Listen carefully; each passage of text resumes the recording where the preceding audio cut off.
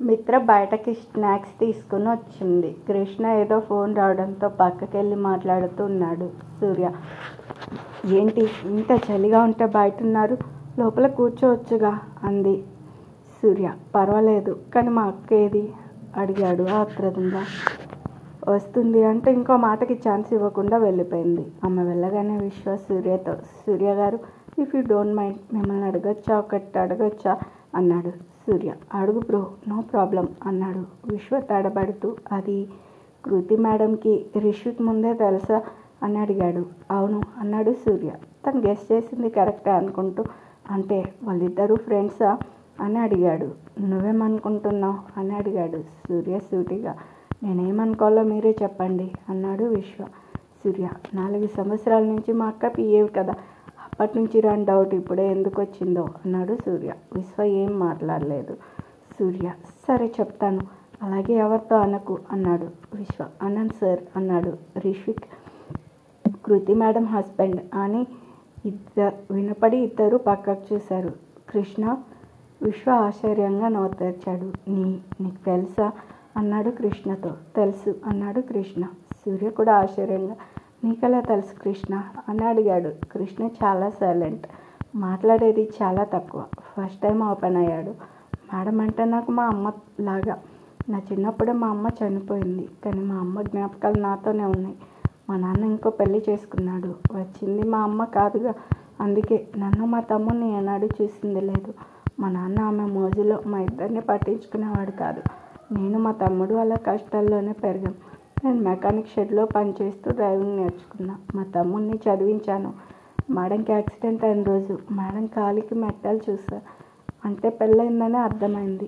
సూర్య కృష్ణతో, మరి ఆ రిషిని మా అక్క భర్త అని ఎలా తెలుసు అని అడిగాడు. కృష్ణ తడబడుతూ, అది చెప్పాగా, మేడం మా అమ్మ అని, అమ్మకి సంబంధించిన ప్రతి విషయం కొడుక్కి తెలుస్తుంది అన్నాడు. సూర్య ఎమోషనల్గా ఫీల్ అయ్యాడు. కానీ విశ్వకి మాత్రం కృష్ణకి ఇంకా ఏదో తెలుసునని, కానీ పూర్తిగా విషయం చెప్పడం లేదని అర్థమైంది. రిషి బయటకు వెళ్ళగానే కృతి షాక్తో అక్కడే కూర్చుండిపోయింది. రిషి బయటకు వచ్చి, మిత్ర నేను వెళ్తున్నా అని తిరిగి చూడకుండా వెళ్ళిపోయాడు. రిషి బయటకు వచ్చి సూర్య వాళ్ళని చూసి నవ్వుతూ ఇట్రా అని సైగ చేశాడు. విశ్వ రాబోతుంటే, నువ్వు కాదు తను అని సూర్య వైపు చూశాడు. సూర్య సీరియస్గా వచ్చి, ఏంటి అన్నాడు. రిషి సూర్య కాలర్ సర్వ్ చేస్తూ, ఏం లేదురా బావమర్ది, మీ అక్కకి ఒక జర్కిచ్చా, షాక్లో ఉంది, వెళ్ళి ఓదార్చు అంటూ బుగ్గంతాడుతూ వెళ్ళిపోయాడు. సూర్య వెంటనే లోపలికి పరిగెత్తాడు. విశ్వ కృష్ణతో, నీ సెంటిమెంట్ బాగానే ఉంది, కానీ నువ్వేదో దాచావు కిట్టి, అదేంటో చెప్పు అన్నాడు.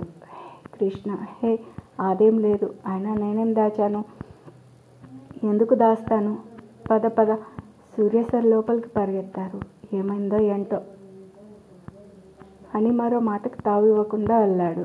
కృతి మిత్ర రావడం చూసి కళ్ళు తుడుచుకుంటూ, మేము వెళ్తామంది. మిత్ర, ఏంటి ఏమైనా మాట్లాడుకున్నారా లేదా అని అడిగింది కృతి. ఆ డైవర్స్కి అప్లై చేద్దామన్నాడు మిత్ర, నువ్వేమన్నావు అని అడిగింది కంగారుగా. అప్పుడే వచ్చిన సూర్య కృతి నార్మల్గా ఉండడం చూసి అమ్మయ్య అనుకొని, అవును మిత్రక్క, అదే కరెక్ట్, నాకు మా డాడీకి అదే ఉంది, కానీ మా అక్క ఎప్పుడూ అలా అనలేదని ఆగాము. మిత్ర సూర్యతో, వీలైతే భార్యాభర్తలను కలపాలి, అంతేగాని విడదీయకూడదు అంది కృతి. ఆ స్టేజ్ కూడా దాటేశాం, ఇక నువ్వు ఒక హెల్ప్ చేయి చాలు అంది. మిత్ర బాధగా, ఏంటి అని అడిగింది. మీ ఫ్రెండ్ని మ్యూచువల్గా విడాకులు తీసుకోవడానికి ఒప్పించు, ఈ కోర్టులు కేసులు అని ఇద్దరికి రిస్క్ అవ్వచ్చు అంది కృతి. మిత్ర సరే అని తలూపింది. కృతి, పద సూర్య అంది. మిత్ర ఎటు, డిన్నర్ టైం అయింది, చేసేళ్ళండి అంది. కృతి, లేదే, అమ్మ అక్క ఎదురు చూస్తుంటారు, సమ్ అదర్ టైం అని సూర్యతో వెళ్ళిపోయింది. మిత్ర నీరసంగా అని దగ్గరికి వెళ్ళింది. కృతి కారులో కూర్చోగానే, విశ్వ ఆ రిపోర్ట్ మార్చింది ఎవరు అని అడిగింది సీరియస్గా.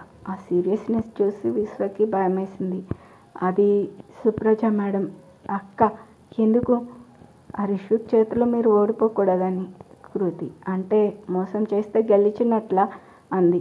సూర్య, అక్క ఎందుకంత కోపం, నువ్వేమీ మోసం చేయలేదు, ఆయన గారే అన్నిటికీ కారణం. అయినా ఇప్పుడు ఏమైంది, వాళ్ళ పిఏ డిశ్చార్జ్ అయ్యి సేఫ్గా ఇంటికి వెళ్ళింది అన్నాడు. కృతి ఏం మాట్లాడలేదు. మరుసటి రోజు ఉదయం మేఘమాల వచ్చి రిషికి విష్ చేసి ఆ రోజు షెడ్యూల్స్ చెప్పింది. రోజు తనొచ్చి రిషికి అలా చెప్పి కిందకొచ్చి వెయిట్ చేస్తుంది. మేఘమాల కిందకి రాగానే ఏదో కమ్మటి వాసన ముక్కు పుటాలకి తగిలింది. అది నేతితో వేస్తున్న పెసరట్టు ఉప్మా అని అర్థమై కిచెన్ వైపు వెళ్ళింది. రిషి పర్సనల్ చెఫ్ ఇంకా ఇంటి వంట మనిషి కలిసి ప్రిపేర్ చేస్తూ ఉన్నారు. మేఘమాల వాళ్ళ దగ్గరికి వెళ్ళి వావ్ అంటూ ప్లేట్ పట్టుకుని ముందు నాకు వేయండి, సార్ వస్తే సరిగా తిననివ్వడు అంది. చెఫ్ మేఘ, నిన్నంతా హాస్పిటల్లోనే ఉన్నావు, ఇంకా హెల్త్ సెట్ అవ్వలేదు, నీకు ఇవి వద్దు, ఇడ్లీలు ఉన్నాయి అవి తిను అన్నాడు. మేఘమాల ఓయ్ నీ లిమిట్స్లో నువ్వు ఉండు, నాకేం నీతులు చెప్తున్నా, మర్యాదగా నాకు పెసరట్టు పెట్టు అంది. అతను ఇంకేం మాట్లాడకుండా తనకు వేశాడు పెసరట్టు ఉప్మా, అది కూడా నెయ్యితో. ఒకటి తింటేనే కడుపు నిండుతుంది. పాప రిషి వెనక గమనిస్తున్నాడనే సోయ లేకుండా ఏకంగా 6 లాగించేసింది. 1 మోర్ అంది ప్లేట్ మీద చట్నీ నాకుతూ. అంతే, వీపు విమానం మొత్తం మోగించాడు రిషి. ఆమె అదిరిపడి ప్లేటు వదిలేసింది. ఇలా పందిలా తినిరు, నిన్నంతా హాస్పిటల్లో జాయిన్ అయ్యావు, నువ్వు అసలు ఏమనాలి నిన్ను, యూ డెవిల్, నీ వల్ల నేను అవమానించబడ్డాను, నువ్వేమో హాయిగా తింటున్నావు, నీ సంగతి చెప్తా చూడు అంటూ వెళ్ళిపోయాడు. మేఘమాల హ్యాండ్ వాష్ చేసుకుంటూ చెఫ్ని చూసింది. అతను నవ్వు ఆపుకుంటూ ఉన్నాడు. తన దగ్గరికి వెళ్ళి ఏయ్ ఎందుకు నవ్వుతున్నావు, సార్ తిట్టారనేగా, నీ సంగతి అంటూ వేలు చూపిస్తూ వెళ్ళిపోయింది. నెక్స్ట్ డే కృతి రెస్టారెంట్ పని మీద ఏదో ఊరు వెళ్ళడం, ఇంట్లో కూడా అందరూ ఎవరు బిజీలో వాళ్ళు ఉండడంతో సుప్రజ పెళ్లి పనుల్లో కిషోర్, శ్రావణి ఆ పనుల్లో బిజీ అయ్యారు. వారం తర్వాత కృతి కూడా రావడంతో ఆ రోజు అందరూ కలిసి డిన్నర్ చేశారు. కిషోర్ అందరితో డిన్నర్ అయ్యాక నా రూమ్కి రండి అని చెప్పి వెళ్ళాడు. కృతి వాళ్ళ అమ్మతో ఏంటి మమ్మీ, డాడీ దేని గురించి మాట్లాడేది అని అడిగింది శ్రావణి. సుప్రజ పెళ్లి గురించి అంది కృతి వాళ్ళ అమ్మమ్మ. అవునవును, చాలా పనులు పెండింగ్ పడ్డాయి, పదండి అంది. అందరూ వెళ్ళి కూర్చున్నాక కిషోర్ సూర్య కార్డ్స్ మొత్తం ఎన్నైనవి అని అడిగాడు. సూర్య 2000 వరకు ప్రింట్ చేయించాను అన్న. పెద్దక్క తన హాస్పిటల్ స్టాఫ్కి ఫ్రెండ్స్కి విడిగా ఇంకో 200 చెప్పింది అన్నాడు ఆయన. ఓకే నెక్స్ట్ కృతి, మనం ముందే అనుకున్నట్లే మన రిసార్ట్ రేపటి నుంచి రెడీ చేయించు, రేపటి నుండి అవుట్ సైడర్స్ విజిటింగ్ స్టాఫ్ చేయించు అన్నారు ఆయన. కృతి అదంతా నాకు వదిలేయండి నాన్న, చెఫ్స్ని కూడా సెలెక్ట్ చేశా, ఇక మనం షాపింగ్ స్టార్ట్ చేద్దాం అంది. అందరూ అవును అవును అన్నారు. ఆయన ఓకే రేపు ఎల్లుండి గోల్డ్ షాపింగ్, నెక్స్ట్ బట్టలు అన్నాడు. ఇంకా ఒక విషయం అన్నిటికన్నా ముఖ్యమైనది అంటూ కృతి వైపు చూస్తూ కృతి నీకు అభికి ఎంగేజ్మెంట్ అన్నాడు. కృతి షాక్ అయింది. నాన్న ఏం మాట్లాడుతున్నారో అర్థం కాలేదు. నాకు ఎంగేజ్మెంట్, నాకు పెళ్ళయిందన్న విషయం మర్చిపోయారా అని అడిగింది. ఆయన కూలిగా ఆ పెళ్ళి పెటాకులయ్యిందని మర్చిపోలేదు అన్నాడు.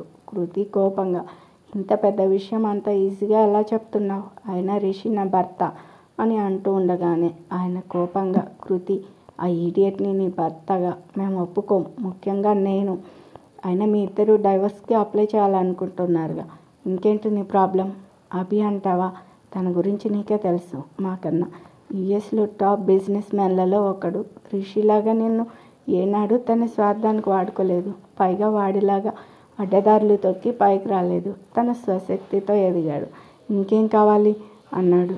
కృతి అంతా విని ప్రేమ అంది. ఆయన ఎగతాళిగా ప్రేమ, మమ్మల్ని కాదనుకొని వెళ్ళావు వాడితో, ఏ ప్రేమతో వాడు నిన్ను మోసం చేశాడు, ఏ ప్రేమతో, నీకు యాక్సిడెంట్ అయ్యి చావు బతుకుల మధ్య ఉంటే కనీసం చూడడానికి కూడా రాలేదు, అది ప్రేమేనా, కానీ మేము నిన్ను బ్రతికించుకొని నీకు కొత్త లైఫ్ ఇచ్చాం, అది ప్రేమ అని ఆపాడు. కృతి ఏడుస్తుంటే శ్రావణి తన్ని దగ్గరికి తీసుకుని నువ్వు ఏడవాలని కాదు నాన్న చెప్పేది, నీ మంచి కోసం, తప్పో ఒప్పో ఒకసారి నీ ఇష్టానికి చేసావు, కానీ ఈసారి మాత్రం మేము చెప్పినట్టే వినాలి అంది సుప్రజ.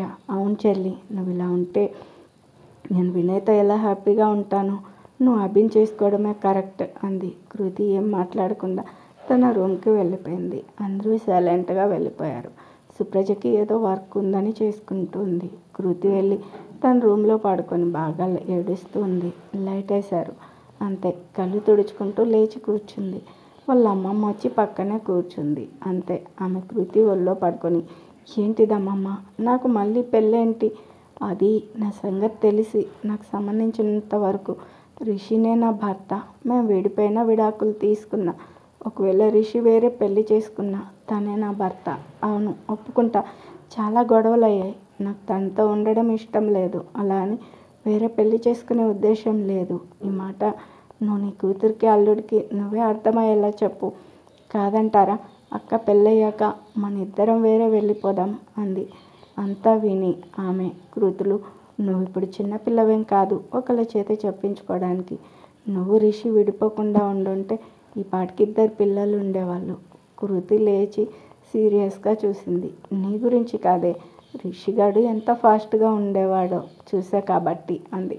కృతి అలిగి అటువైపు పడుకుంది. అబ్బో, అలాగే అంత లేదు కానీ చెప్పేది విను. మీ అమ్మ వాళ్ళకి 1 వారం టైం అడిగావని చెప్తా. నువ్వు ఈ వారం బాగా ఆలోచించుకొని ఒక నిర్ణయానికి రా. నువ్వేది తీసుకున్నా నా ఫుల్ సపోర్ట్ నీకే. పడుకో మరి అని తల నిమిరి వెళ్ళిపోయారు ఆమె. కృతికి చాలా ఇరిటేటింగ్గా ఉంది. అవును, అభి వాడితో పెళ్ళ, తనకి తెలుసా? నాతో చెప్పలేదు. ఇడియట్ అనుకుంటూ తనకి కాల్ చేసింది. అభిరామ్ తన బెస్ట్ ఫ్రెండ్. విశ్వ కాల్ చేసేది తనకి. లిఫ్ట్ చేశాడు.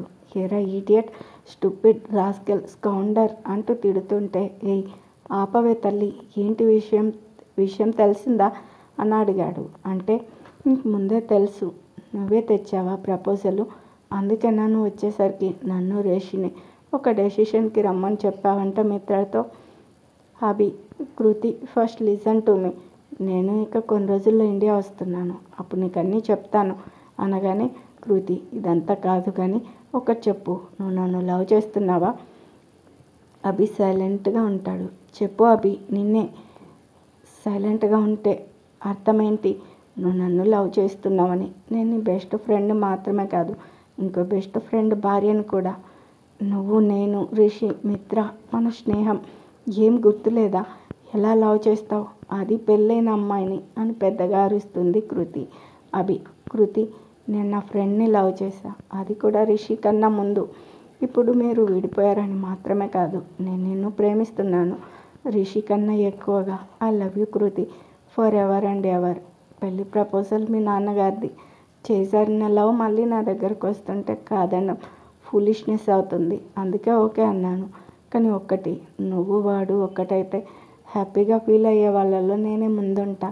కానీ నాకు తెలిసి మీ ఇద్దరు కలవరు. So be ready Kriti for our engagement. Bye అంటూ కాల్ కట్ చేశాడు. అంతా విన్న కృతికి పిచ్చెక్కినట్లు అనిపించింది. అభి నన్ను లవ్ చేశాడా?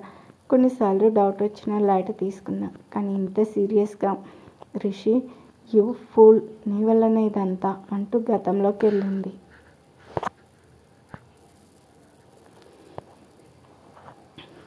13 సంవత్సరాల క్రితం కృతి, మిత్ర, అభి ముగ్గురు స్కూల్ నుంచి బయటకు వచ్చారు. సైకిల్స్ తీశారు. అభి నవ్వుతూ రెడీనా అనగానే వాళ్ళిద్దరూ ఎస్ అన్నారు. 1 2 3 అన్నాడు. అంతే. ముగ్గురు రైమంటూ సైకిల్స్ తీశారు. వాళ్ళకున్న అలవాటే, ఏదో ఒకటి కాంపిటీషన్ ఉండాలి. ఒకరోజు సైక్లింగ్, ఒకరోజు స్కేటింగ్, ఒకరోజు రన్నింగ్. అలా ముగ్గురు చిన్ననాటి నుండి బెస్ట్ ఫ్రెండ్స్. కృతి ఫాస్ట్గా తొక్కుతుంది. మిత్ర వెనక పడింది. అభి కృతిని దాటి ముందుకెళ్ళాడు. అది చూసి కృతి ఇంకా ఫాస్ట్ పెంచింది. వీళ్ళ స్కూల్ నుంచి దాదాపు 2 కిలోమీటర్లు.